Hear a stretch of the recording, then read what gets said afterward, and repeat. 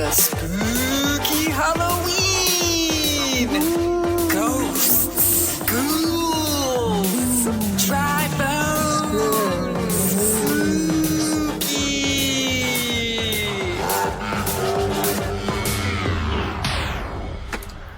Wow, spooky, scary Halloween. It's happening today. Oh my God. Did you make that song up on the way over? I didn't. It just came to you? It just came to me. Oh my God, you're a genius. Oh a my gosh. musical genius. Everybody, welcome to Confidently Controversial. The spooky season. Yay! If you are new to the podcast, this is new for you, but this is something we do. We did it once. We did it one other time, and we're going to do it again, and we're going to keep doing it because we like it. Sure. So it's Spooky Month at Confidently Controversial. What are we going to do this month, Kim? We're going to watch scary movies. Yeah, we are. I'm a little bit worried about it Oh, no. because I know what I've picked. Uh-huh. So, like, I've made my peace with it. Okay. I'm good with it. Okay. I've had a lot of time to prepare. Sure. I don't know what you've picked. See, I already hate what I picked. And I was actually thinking about sending a strongly worded letter to the producer of this show and asking if I could change. I mean, I'm sure you could. Can I? Yeah. Okay, great. Great. I'm going to change. Okay. Yeah, I feel like I get a little bit nervous because I do not like a scary movie. Yeah, you don't, but I think you do.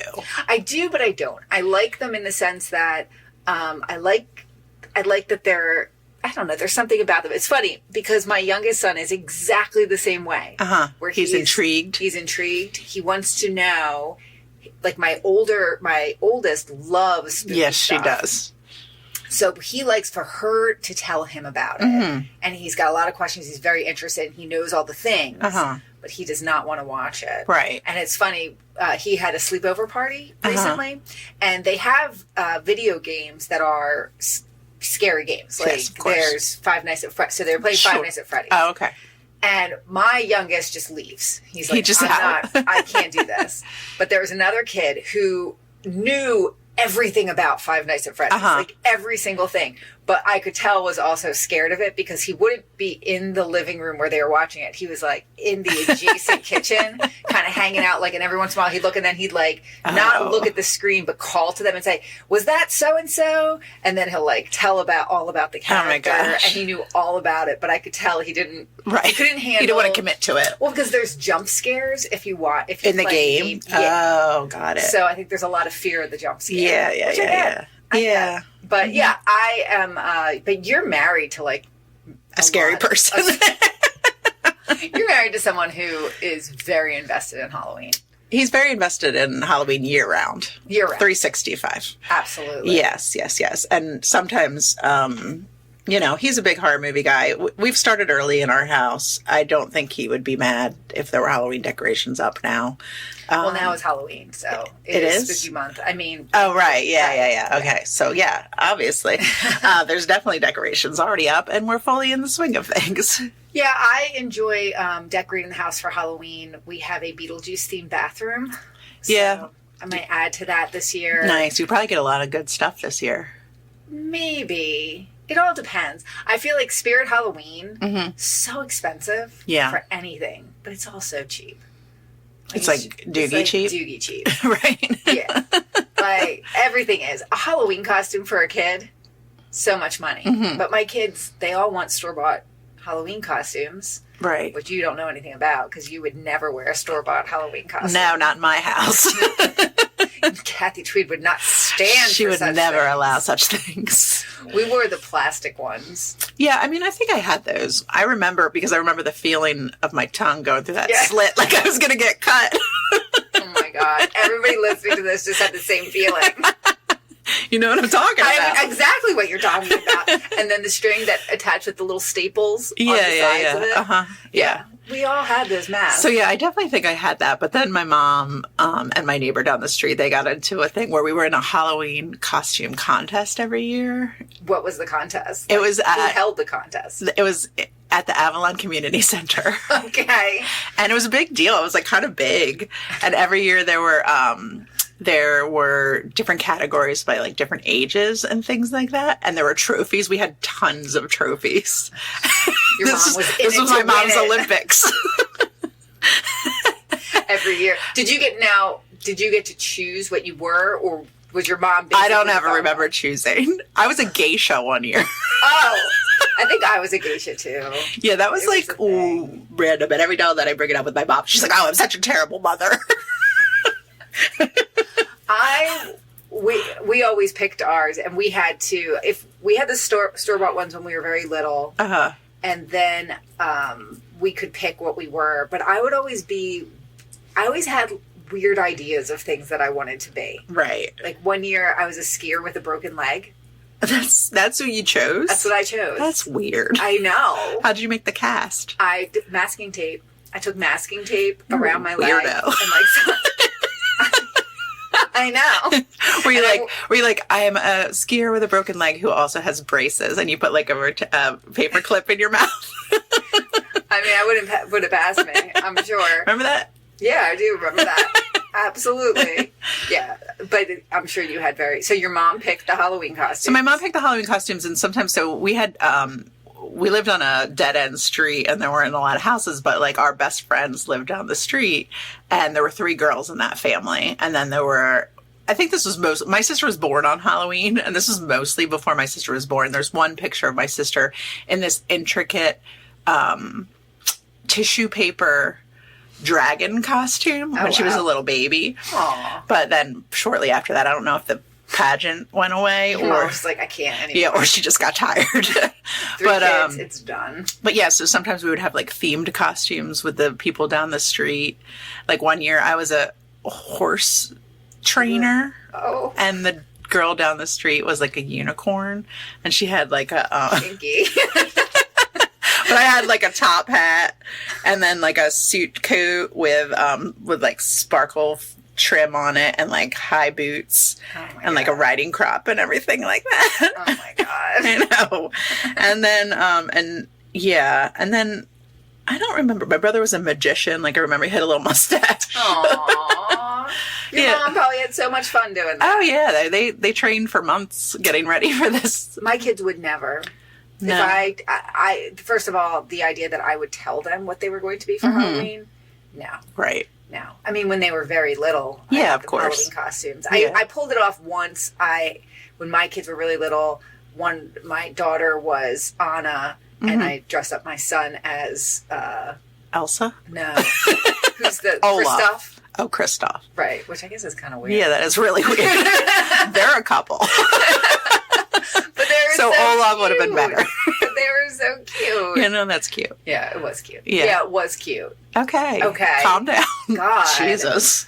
But yeah, it's Halloween time, and I like that time. So. I saw a really fun post for like 80s themed Halloween costumes, and one of the best ones I saw was like you get like you can print out a background and you like make it so it's like the background and it looks like an 80s school photo. Yeah, with the lasers. Yeah, don't you love it? I do love it. I can't hate on anyone who gets into Halloween. No, I know. I would never hate on anyone who gets into Halloween. Yeah. I love it.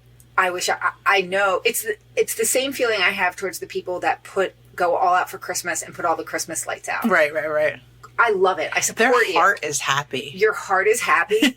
I would give you $20. Yeah. Like I would do that because you're bringing me so much joy. Right. Same with people getting all dressed up. I know that they're so excited. They spent so much time. So I want to be someone who appreciates it. Right. So You just can't do it. I can't do it myself. Right. I have no skills. Yeah. No skills. Yeah. I could come up with good ideas, but execution. That's half of it. I know. And I just don't think I could do it. Right. But I support everyone with Halloween, and I'm excited to get a little spooky here on the show. A little spooky Halloween. Yeah. So are you ready to jump in and talk about Halloween? I feel like you're going to bring something terrible, but let's go. Let's do it. All right. Yeah. Let's go. Do this. Okay. And I don't want you to be disappointed. I'm not disappointed. I would never be disappointed. I feel like you're already giving me a little shade, but you don't even know. And I really don't know if you've seen this movie. Okay. You may have, though, because I first was introduced to this movie and this story through school. Okay. And I know you had the same teacher. Okay. Okay. It was Miss Hesslinger. I'm just going to shout out Miss Hesslinger because she was an awesome teacher. I didn't have Miss Hesslinger. You didn't have Miss Hesslinger? No. I didn't make the cut. Oh, sorry. So maybe you don't know this book. It's a book. Well, it was based on a book. Okay. Okay. It's kind of had a long road to getting to the movies because it actually didn't start as a book. It started as a screenplay that was written in 1952. Okay. The writer saw Singing in the Rain with Gene Kelly and thought it was the greatest musical ever made. And so this writer, he's a very famous writer, wrote this screenplay and showed it to Gene Kelly. And Gene Kelly was very impressed and he wanted to make it his next picture, which is, when you see it and you hear about it, you're going to feel like it's really weird. All right. But then he started shopping the story around to potential backers in 1958, but was unable to raise the money for the project. So it was only after that failure that the writer rewrote the story as a novel, which incorporated some of the elements from a story he wrote in 1948. And actually, the novel is dedicated to Gene Kelly. And we read the novel in school. All right. And I have very vivid memories of it. It's spooky? It's spooky. Okay. It's very spooky. And something I very much remember with this is that my sister, who's a few years older than me, she, I think, watched it at school and read it as well. So I'm like that kid in the kitchen because I was very scared of stuff. Yeah. And so I remember her I wanted to know about it. Sure. So I feel like I knew about this before I ever saw it. Okay. And so it built up in my head. Okay. I also remember like my mom really liking this movie. And it was just, I don't know that it's a kid's movie. That's the only thing. Like, it was produced by Walt Disney Productions. Okay. Is when it came out. It came out in 1983, and it's an American dark fantasy film directed by Jack Clayton, who also made the original Great Gatsby movie. Okay. With Robert Redford. Sure. This movie actually has like middling reviews. All right. So, as you always love to hear about, you always like to watch a movie that's middling. I do. I like a meh movie. You like a meh. 61% on Rotten Tomatoes and a 6.7 on IMDb. All right. However, our friend Roger Ebert, he loved it. So taken by this movie. Oh, all right. So very taken by this movie. Well, then I will be too. Sure. He gave it 3.5 out of 4 stars. And he called it a horror movie with elegance. Elegance. Saying it's one of the rare American films to savor the sound of words and their rhythms. So it is a very beautiful movie. In fact, Stephen King wrote a rejected adaptation of the book, which is right up his alley because it takes place in the Northeast. I believe this was filmed in Vermont. So wait, I thought they did the book before. They did, but he adapted it for the screen. Oh, okay. Yeah, okay, he wrote an adaptation for it. Got it. But it didn't go anywhere because the person who wrote this book actually wrote the screenplay as well. All right. So, should I just tell? Do you have any idea what this? No, tell me who wrote the book. The person who wrote the book was Ray Bradbury. Okay. So you know Ray Bradbury. Fahrenheit. Yeah, he wrote that one. Yeah. He wrote some other stuff that we all read in school. Okay. Growing up. But I don't know if you read this book. No. Which is called Something Wicked This Way Comes. No. You never read this? No. You never saw this? No. Oh my gosh, I'm so excited for you to see it. Really? Yes. Is anyone in it? Well, let me tell you. Not Gene Kelly. Gene Kelly is most certainly not in it. It stars Jason Robards. Okay. You know who that is? Yeah, the dad from Parenthood. Yeah, he is. Jonathan Pryce. Don't know who that is. You do know who it is. Okay. You'll see, he's a British actor. Okay. He has a great voice. My mother loves his voice. Anytime he's in a movie, my mom has to comment and say, I love his voice. Oh, okay. So he's been in so many things. Okay. You'll definitely know who he is.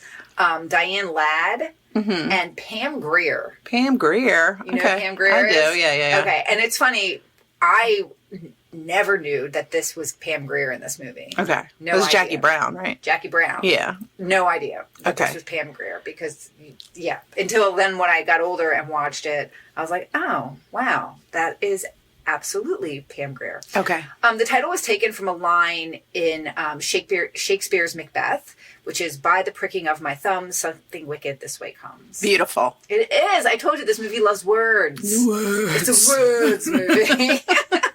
But it had a very troubled production. So, oh dear. Did people die? Nobody died. Okay. No.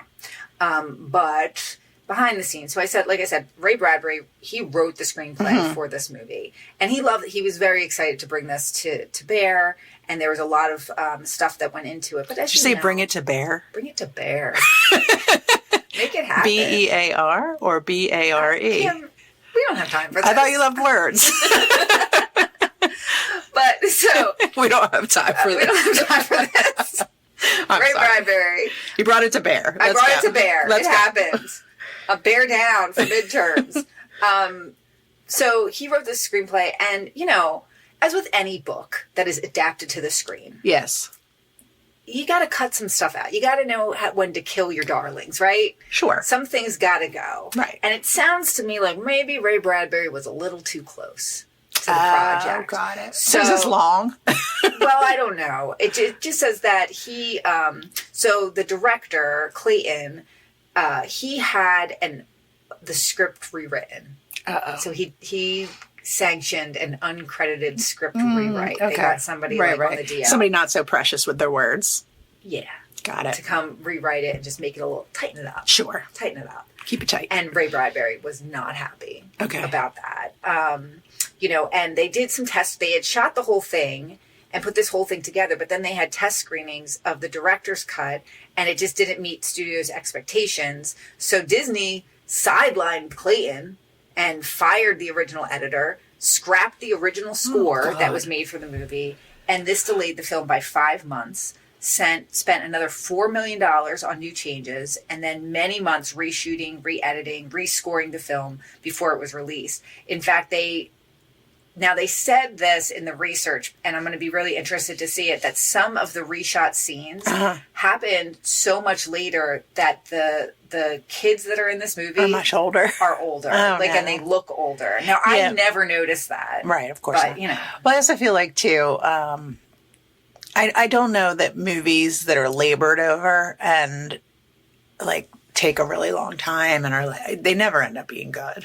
Right. Right. You know what I mean? I don't think that produces great work necessarily. Right. And when I think of this movie, I really think of it as there's some very memorable scenes in it, which I think is the same for any horror movie. Sure. And there is an overriding story to it that I think is very disturbing and this is definitely a movie that I thought a lot about when I was younger, and it was very upsetting. Traumatic. It was a little bit traumatic. All right. Because it's very scary, because it isn't just kids. You're seeing these adults getting involved in all this, but it's kind of from these kids' perspective of these adults making bad decisions along the way. I'm going to be interested watching it if you can tell which were like you cut to it, the kid's from 6 to 14. He's got or a something. mustache. He's drinking his beer. voice is very deep. But Disney ultimately had James Horner redo the score, and he's done some really big projects. Yeah, Horner did Titanic. Oh. Yeah. So it's going to be great. Your heart will go on. Your heart will go on, for sure. Celine Dion, who was just a child when this was made, just starts singing in the middle of it. You brought a movie. Don't act like you haven't brought a movie before where Celine Dion just randomly. Do you remember it? What was the movie that had her first song in it? Oh God, I don't remember. You don't remember? No, what was it? The Peanut Butter Solution. Oh God. Canadian. I forgot that movie. Canadian. That's a trauma block for me. Yeah. So reportedly Ray Bradbury and the original filmmakers were not pleased with the studio's intervention. Or the effects that were added in, the extra scenes that were adding in. And the picture ended up being a flop when it was finally released in 1983, despite Disney's attempts to make it more audience-friendly. So, okay. It was released under the Disney banner? It was. Disney Productions. Okay. Yeah. So, but like I said, I have very good memories of this movie. And so you read this book and watched it in class? Yes, if I recall. And there's also part of me that when I was thinking about this, I'm like, did that happen to me or did that happen to my sister? But I'm thinking, I knew the stories of her telling me about it, so I think it happened to me. Okay. But I do feel like the first time I ever saw this movie was in a classroom. Okay. I always hated that. I know, but honestly, when you see this movie, think about that fact that we watched this in a classroom. Okay. It is a Disney movie. Sure. And I think that's what Disney was trying to Disneyfy the horror. You know, think about the Haunted Mansion. Yeah. Where it's like, it's scary, but it's, you know. Yeah, it's delightful. It's also delightful. Sure. This is dark. Okay. Like, it's a dark story. Okay. For sure. And I know the original score that they had for this was supposedly very dark as well, but that's why they wanted, I think they wanted to like make it not as, but then some of the scenes that they added in are definitely the scenes that, a couple of the scenes that are really scary that people really remember about this movie. And you had to buy this movie on DVD. I did, but it's funny, I actually bought it last year or the year before because I wanted to watch it with my kids, with my daughter. I thought she would really like it. And she didn't. No, they did. They liked it? Everybody enjoyed it. Oh, okay. Yeah, we watched it all together. I don't think the boys liked it very much. Sure. But the girl did. The girl did. Good. She enjoyed it. There's a lot of other actors in this movie. There is someone named James Stacey who's in this movie, and he's kind of memorable because he plays a character, Ed the bartender, who is, I think he's missing a leg. And You're holding your arm. He might be missing an arm as well. Okay. Because I was going to say, that's not your leg. He might be missing an arm as well. So he was an actor who... In real life? In real life. Missing a leg and arm? Yes. Okay. Sorry. And he lost... Sorry, sir. He did. He lost his left arm and his leg in a 1973 motorcycle accident that also killed his girlfriend. Oh, gosh. Yes. But don't feel too bad for him. I would never. Okay. Because in November 1995... Who'd he kill? No, after pleading no contest to a charge of molesting an 11-year-old girl, Stacey checked into a Ventura County rehab facility from which he was soon expelled for unruly behavior. He then flew to Honolulu, where he attempted suicide by drinking a pint of whiskey and leaping off a 1,200-foot cliff. Jesus. A ledge 45 feet below broke his fall.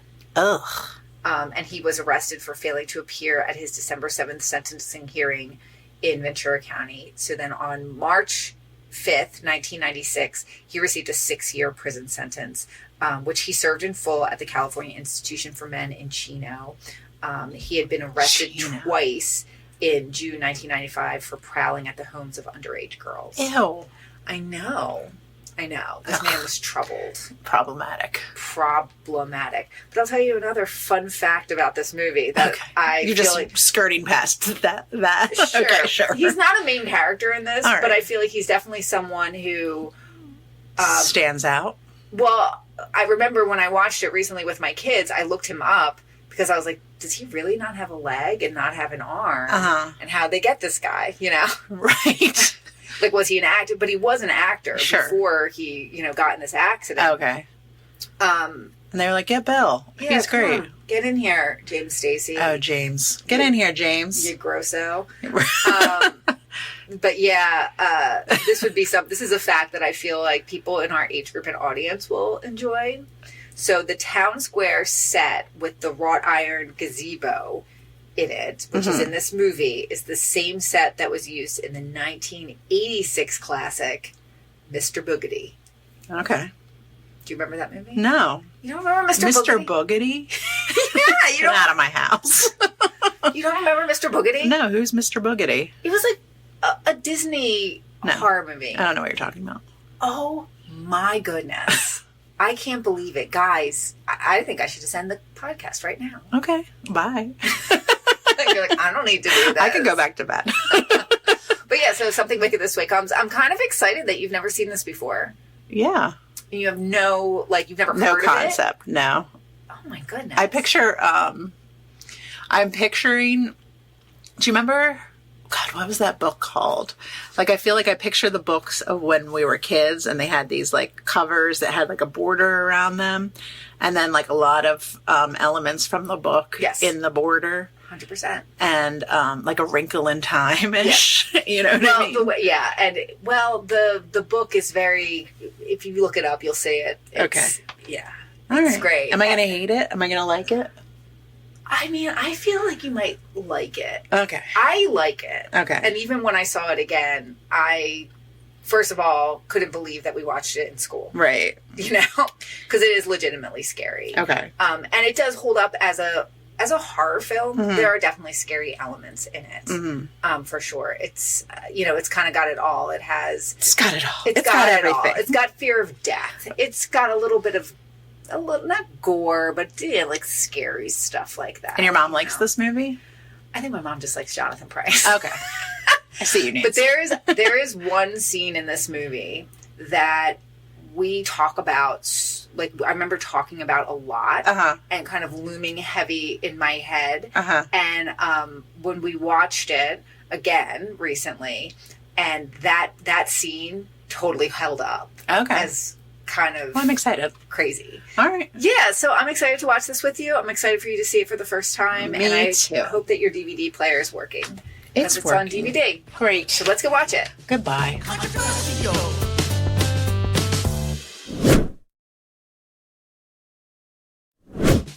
Confidently controversial. Don't ditch me, Kim. Man. I don't even know what to say. Oh my gosh, what do we say about this movie? I don't know, because I feel like it's still ramping up to start. Like, I feel like it never got started. Yeah, okay. Okay. I mean, valid. Right. Valid. I'm so confused. What do you think this movie is? I would like to hear what you think this movie is. Well, because I don't think I know. And I've seen it a lot. Yeah. And I'm even more confused. I thought I knew. And you read the book? I think. Okay. I think I did. Okay. And I thought I knew what this movie was. But I think I was wrong. I don't know if I ever watched it before. Yeah, but you did watch it recently. I did. That's what I'm confused about. But did you? Or did I scroll on my phone? Maybe while it's it was a on? magic movie. And it changes every time. Okay, well, what do you... Tell the people about it. Because maybe they've seen it. Okay, so I want to tell you about it. I really want to. But I don't know if I can. Because I don't really understand what happened in this film. I just know that there's two boys, Will and Jim. Jim Nightshade. What a badass name. Such a badass name. Jim Nightshade. It's a pleasure to make your acquaintance. Which I don't understand why he's not the main character, because with a name like Jim Nightshade, he should be. You should be the main character. Fucking Will Holloway. Stupid Will Holloway. Who is Harry Potter glasses wearing dopey kid who's just a kind of an asshole. And annoying. Like, no fun in his life. No. Like, why is Jim Nightshade friends with him? Right. Like, Jim, you could do better. You can do better, Jim Nightshade. And you will. I know you will. Despite the fact that your father is gone. Yes, your father's gone, but... He's never coming back. I bet you his father's gone because his father saved Will Holloway and he saw what, like, an annoying kid he was. Yeah, he feels bad about it. He's like, I should just go. I should have let him drown. Yeah, this is my mistake. My bad. I'll just go. I'll see myself out. So go ahead. So explain to me. Okay, so there's Jim and there's Will and they're friends. And kind of. Yeah, kind of. Will, like we said, kind of an asshole. And they get excited to find out that there's a carnival coming to town. Dark's Pandemonium Carnival. Yeah. Which, if you see that title, you don't go. I don't know. I mean, I feel like there's a lot in this movie that has a promise of being something that would be kind of cool and creepy. Like, that's a great name. Yeah, I guess. Well, it's definitely of the at that time, whatever time this is. I couldn't tell you. There were no cell phones. That's all I know. They were going to, there's a carnival came to town. Sure. And at that time, carnivals were a little risque. It's a big deal. They had some nudie ladies. Definitely nudie ladies. And men were lining up. Yeah, lots of men lining up to see the nudie ladies. All the townspeople were psyched about the carnival. They're all riding the rides and stuff like that. Real into it. Well, yeah. Which I guess they have nothing else to do. You got nothing else going on. I mean, I see this as, I read it as Midwest, but I think it's supposed to be Northeast. Okay. Because it was, I believe it was shot in like Vermont or something. Well, you said because Stephen King liked it. Because Stephen King was into it. Okay. But I feel like it reads very Midwest Kansas to me. Well, it reads very always nothing going on, which was of the time. Like, they didn't, this was pre-TV. Yeah, there's no TV. There doesn't even appear to be any radio going on. No, because they find out about the carnival because Dr. Dark or Mr. Dark goes around town just spewing garbage all around town, throwing out his recycling. But I remember when I was a kid, it was like, that was creepy. Like, yeah. Look how he's doing it. Right. The flyers just blow around town, and that's how he tells people about the carnival, which, I mean, it is an effective form of advertising because the carnival is packed. It is. Right. He doesn't have to use one staple, no, one tack, one nail. He's got an inexpensive guerrilla marketing tactic. I mean, it's not bad. No. And he does it at night while there's like a storm coming too, where there's not a lot. The wind picks up the paper. It's smart. It's smart. Well, he is friends with the wind.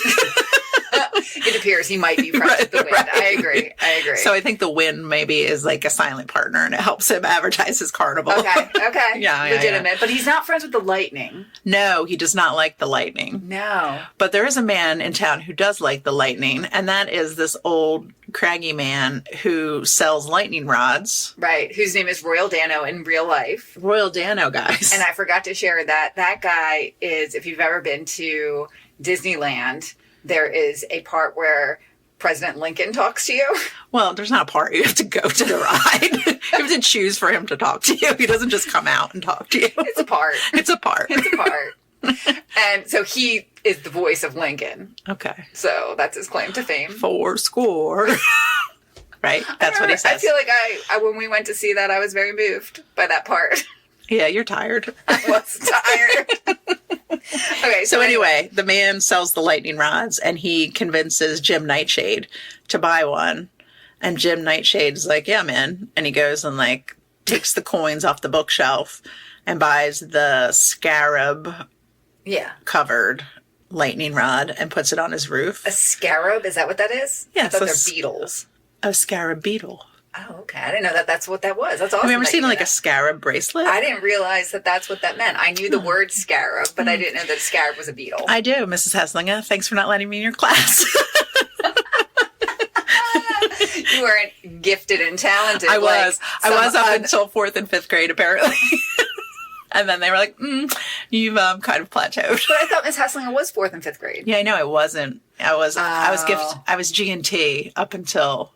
I didn't think they had G&T when you were in. They did. They did? Who was your GT teacher? Well, I was in the G&T class. You were in the advanced class. Accelerated. Yeah. And then, but you could only accelerate and then so far. Then I accelerated, and then I stopped accelerating, and here I am. Well, this is what we were learning about this stuff.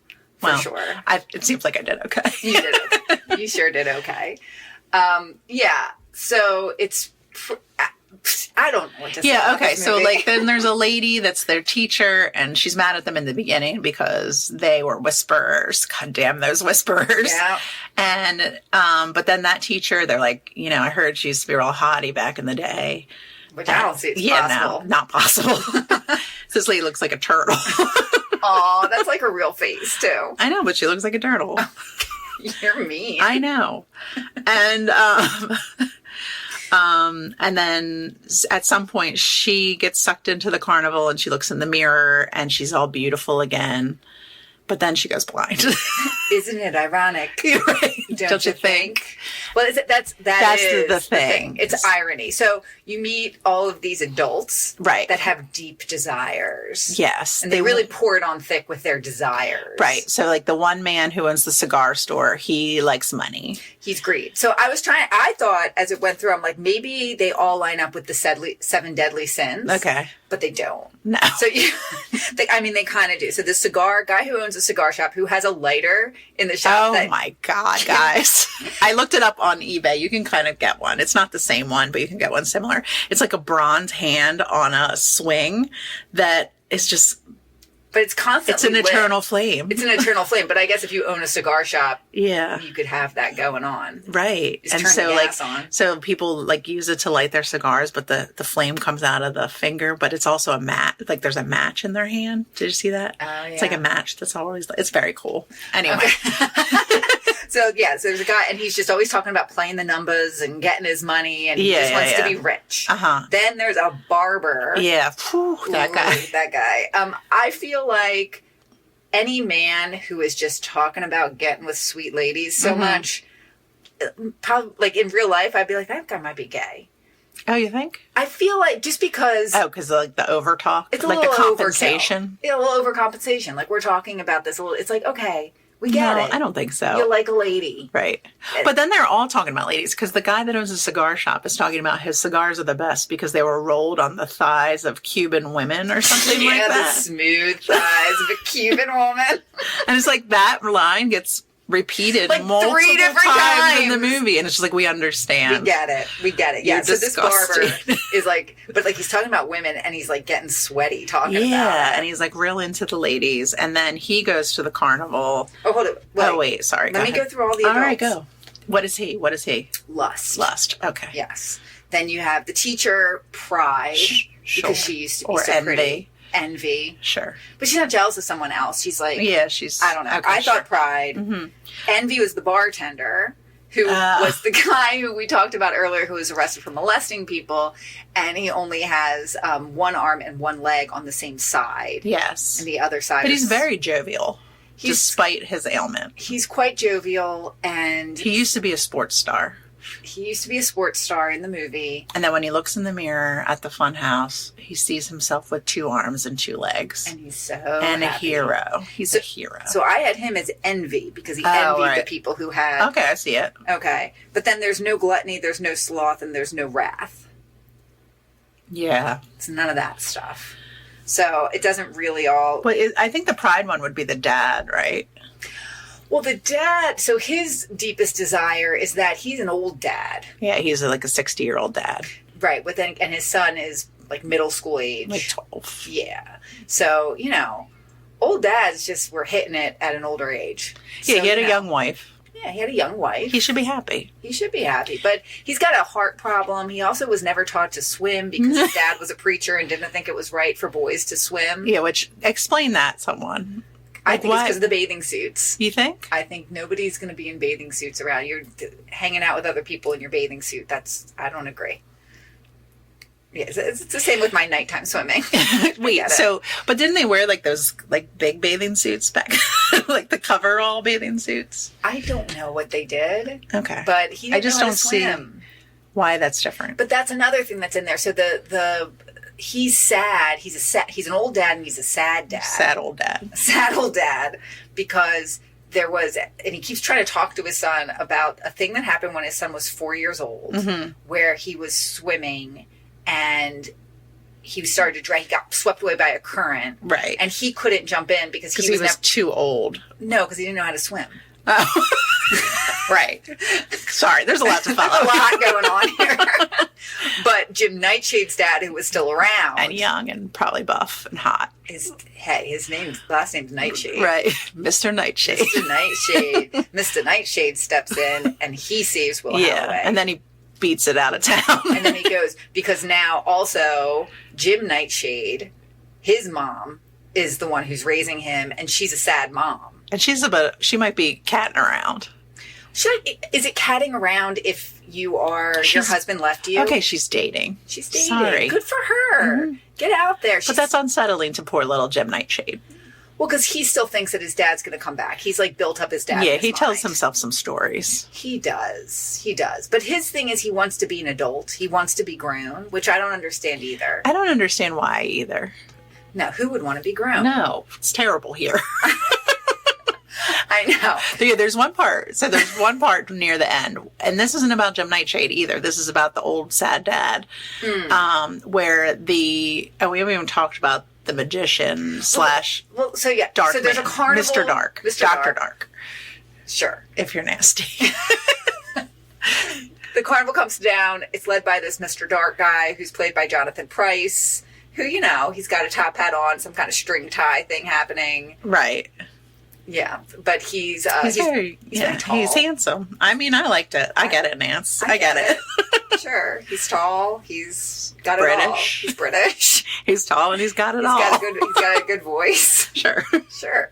But he's real creepy like, and he runs this circus, you see, and he's the illustrated man. So, like, he lifts up his sleeve and he's got these tattoos that move around. Oh, right. I forgot about that part. Right. I think that's a bigger deal in the book. Okay. That he's the It illustrated seems like man. a big deal. It would be. Yeah. If you had tattoos that danced around when you move your arm around. Like Maui from Moana. I know, but not as kind. No.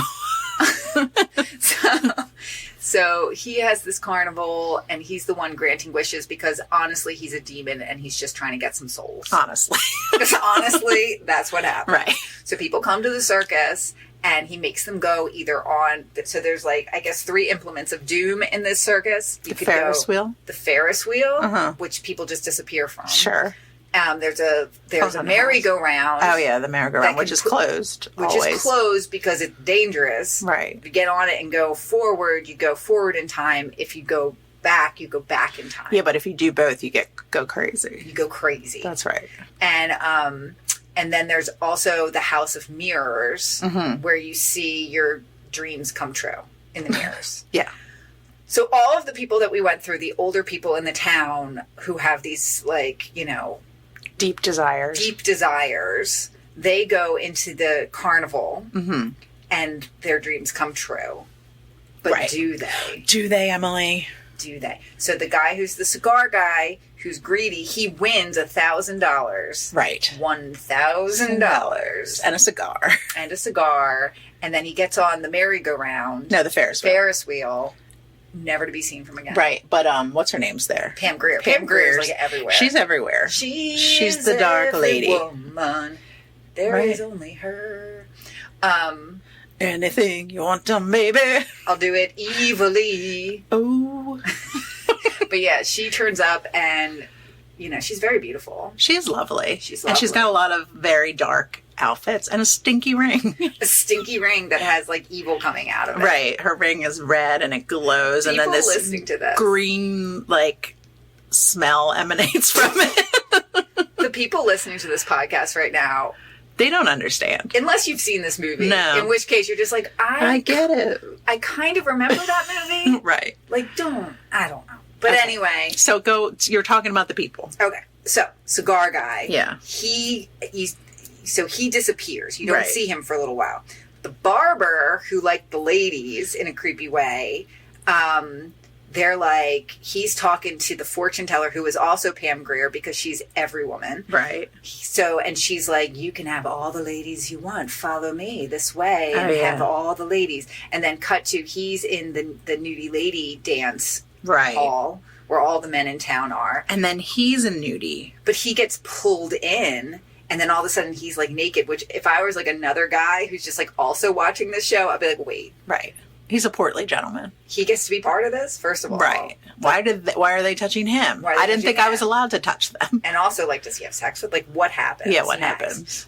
Well, I'll tell you what happens next. Well, you didn't tell what happened to the cigar man. Cigar man. Cut to later, you see that he's been turned into a walking wooden cigar shop Indian, which is weird. Weird. Yeah. Like, is that a punishment?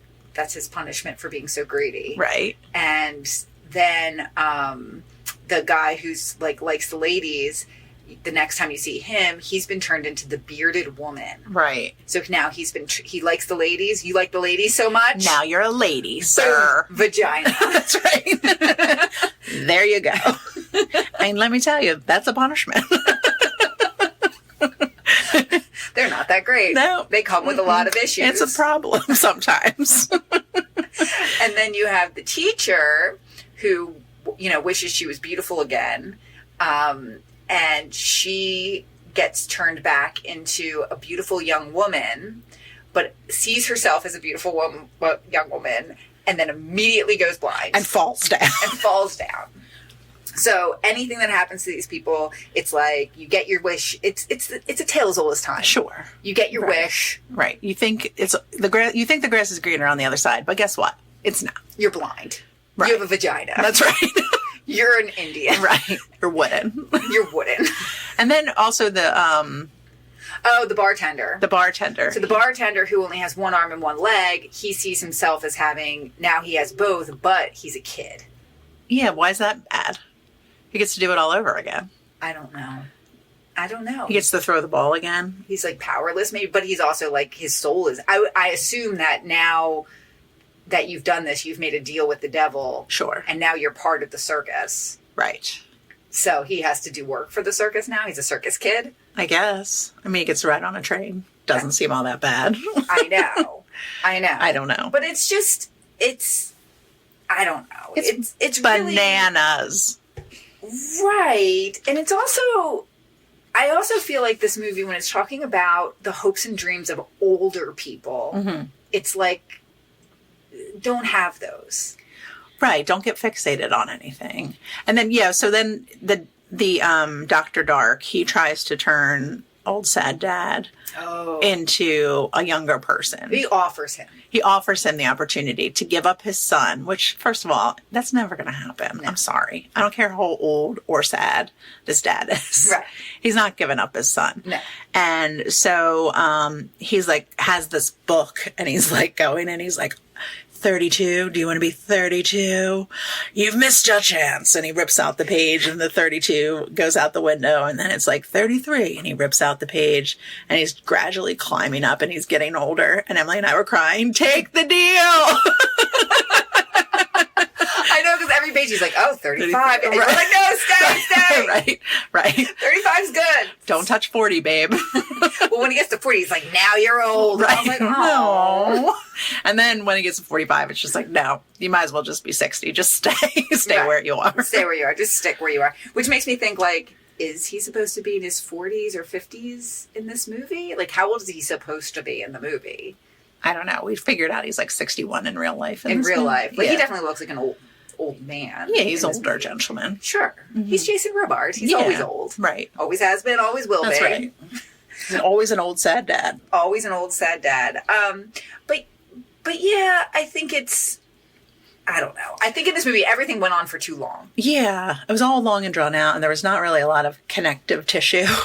Right, which makes me wonder what was the original script that Ray Bradbury had written. And you can definitely see the parts that were reshot, and the boys are older because the boys are older, and they're probably like years older. Well, I think what I read was that they were shot like 2 years later. Yeah, so these kids are significantly taller, significantly more like young teen. Their faces look and older. they're wearing, and the one kid, the Harry Potter boy, is wearing a wig and glasses. Well, still the glasses, but a wig that's not a good wig. It's not a good wig. And it's not properly sized for his noggin. No, and they try to have them like sitting. I noticed when it was during those scenes. Yeah, but there's not that many scenes that they're that much older. There's just a few. But they're like the spider scene. Yeah. And if you have a fear of spiders, don't watch this movie because there's lots of tarantulas. That scene was the scene that was the one. Yeah. That was creepy. But don't you feel like watching it this time now that you knew that they were older, that's all you could focus on? Oh, yeah. It's funny to me because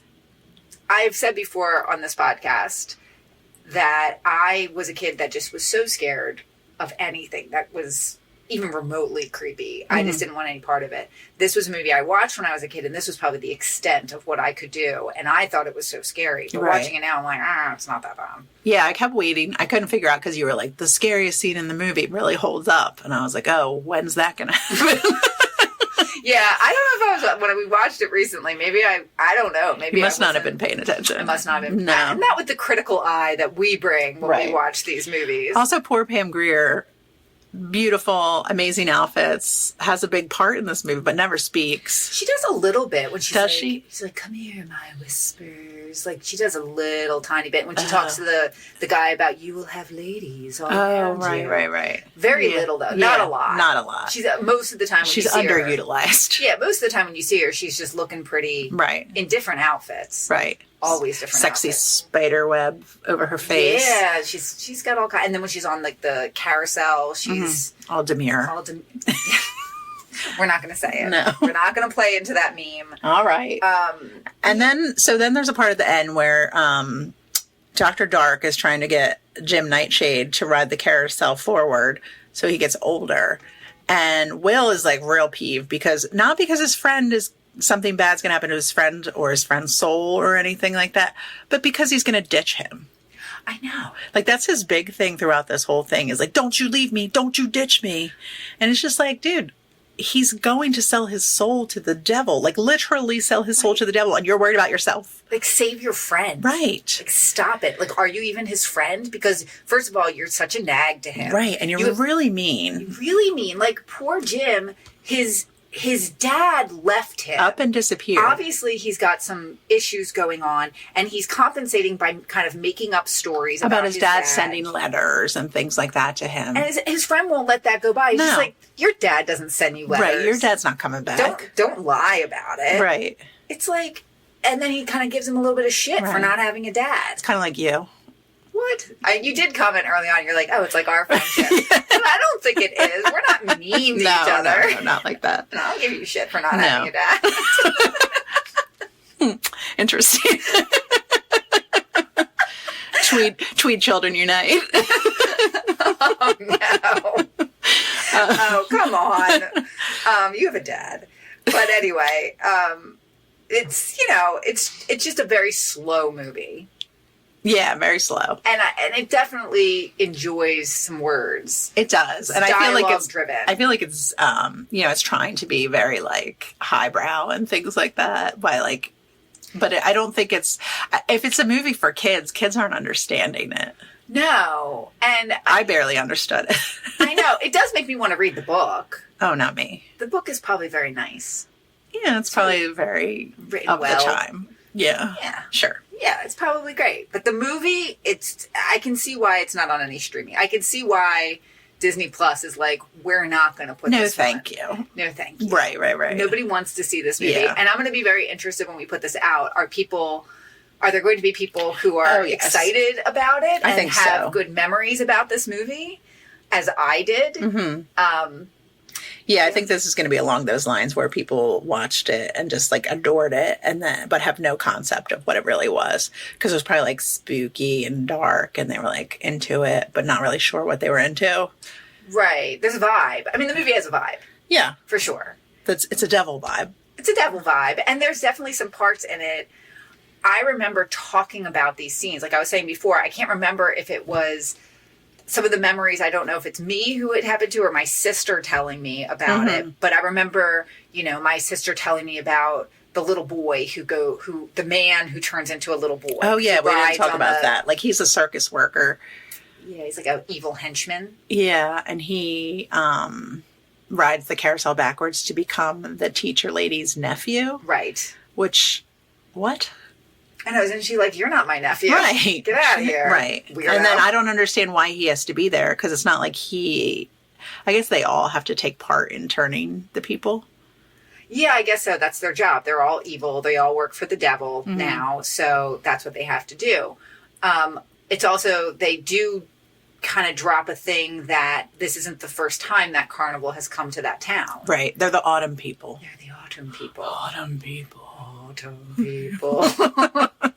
And they come to steal souls, and the guy, Mr. Dark, he knew Jason Robards' dad, who was the weird preacher in town. But Jason Robards had found that he had his dad had written about it in his journal. Oh, right. Yeah. He's like, let me journal about this. Right. This crazy thing's happening in our town. Journaling is fine. Swimming, I will never. I would never. Boys, get away from that pool. That's right. Gross. Don't let it happen. But then in the end, again, this movie has so many mixed messages. And then at the end, how do you conquer evil, Kim? Love. Laughter. Oh, laughter and love. And love. Well, because the boy has to, Will kind of like saves his dad. Will saves his dad by telling him he loves him. Yes. And then they go and they see Jim Nightshade's about to get on the merry-go-round to get older. And he's on there with Dr. Dark. Dr. Dark, who was also so he was going to get older too. No, he wasn't going to ride it. He was just going to seatbelt him in. Oh, okay. He's like a ride operator as well. I mean, it is a carnival, and they do have to be safe. And they only have like 5 workers. Right. Pam Grier, she runs some of the things. Right. The redhead guy, he runs the other ones, and Mr. Nightshade. Right. Or Mr. Dark. And yes. So they start the thing, but then Jason Robard and Will Holloway save the friend, like not get him off of there, but he's kind of knocked out. Right. So they have to save his soul, and they do that by whooping it up. Right. Because that's what, you can't talk about death in this movie because that brings death. Yeah. And that's what they want. The evil people want you to talk about bad things. They want death and sadness. That's right. So you need to be excited and happy when your friend's about to die. Right. They want like unrealized like a whooping dreams. Unrealized dreams. They feed on sadness. Right. They feed on death. So you need to whoop. You need to whoop it up. Whoop, whoop. Whoop, whoop. And that's what they do. And then good old Jim Nightshade comes back to life. So while all that's happening, they kind of pushed Mr. Dark onto the merry-go-round, so it starts going forward. Yeah. So he's aging rapidly. Right. He's getting older and older, and that part always creepy. Yeah, that was a little creepy. Yeah, I don't like that. Yeah, because he every time he spins around, you see him again, and he's like becoming more and more aged. Yeah, and then at the end, he kind of like falls off, and he's just like this like body skeleton body, and one of the little people that's a part of the circus comes and picks him up. And I remember talking about that part a lot when I was younger too, and speculating that little person was going to go find another circus to put him on. That's why he saved his body, to like put him on another circus. So there could be a part 2. Oh, so you think that there's another ride that would enable him to come back to life? That's why they took his body. Otherwise, why would you take it? Interesting. Yeah. What's your boss? Okay. I would obviously save my boss if he went on a merry-go-round and got old. I would. Because that's the nice thing to do. That is the nice thing to do. If I could lift his bones. If I could lift his dry bones, I would save his dry bones. I would do the same. You got to help people out, but it's just in general. Right. Speaking in general, not personally, but in general, it's kind of a crazy idea. Sure. Yeah. I mean, you'd think most of the people just started running away. I think it's interesting that you've thought about this movie so much that you conceptualized a sequel. Oh, yeah. We talked about it a lot when I was a kid. In your home or with your friends? Both? I didn't have any friends. Okay, it's clear by watching this movie. No, with my brother and sister and my, in your family. In my family. Okay. Yeah, we talked. I love this. I love picturing this. What little Emily and Eddie and Heather? Talking about this movie. Right. The guys get in here. One of you's in the top bunk. One of you's in the bottom bunk. Eddie's sitting at the chair. You're like, let's talk about the sequel again. You're like, what do you think could happen? Right. What's the new Dark Circus? And then I had to leave because it just creeped me out too much. Right. I don't know. Let's not talk about it, guys. It's a little too creepy. Yeah, so that was the movie. All right. Are you happy you watched it? I mean, yeah, I am. Yeah, like it's part of your life now. I love a scene. I know. And it definitely had a vibe to it. It's not I don't know. And I don't know what the vibe was. I mean, it had a vibe. I don't know if there was a good vibe, but it had a vibe. It had a vibe, for sure. Do you want to hear how this movie connects to Christian Slater? Most definitely. Okay.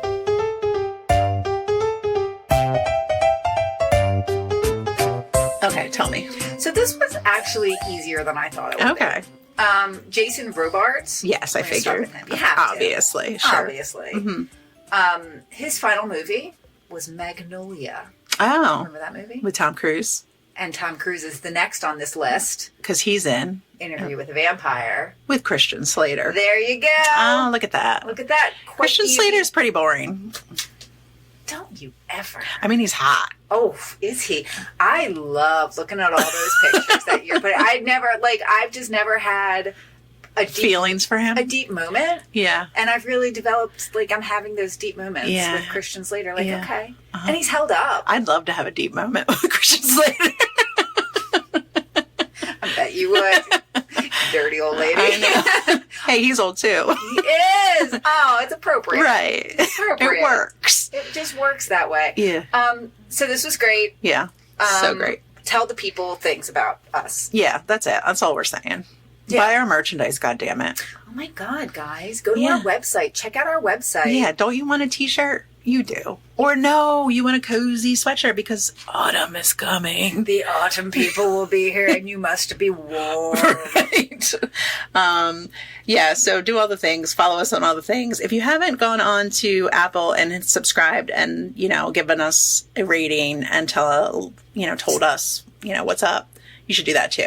But that's it. We're not saying anymore. We're tired of begging. No, we'll keep bagel. We'll keep begging. We'll keep bagels. We'll keep bagels. Bagel. Bagels. All right. So here's the thing that I want to tell you. All right, tell me, please. If, for some reason, an evil circus comes to town this autumn. Oh, I hope so. I think that you should be confident and go. I will go. Check it out. Yeah. Like, that would be all creepy. Take some pictures, put it on the ground. Okay. But listen, don't be controversial and get on that merry-go-round of time and go back in time. So that, because if you ditch me. Right. And look younger than you. And look younger than me. You'll be sad. God damn it. Yeah. That's it. That's it for our friendship. All right. Okay. Well, I am the Jim, what's his name?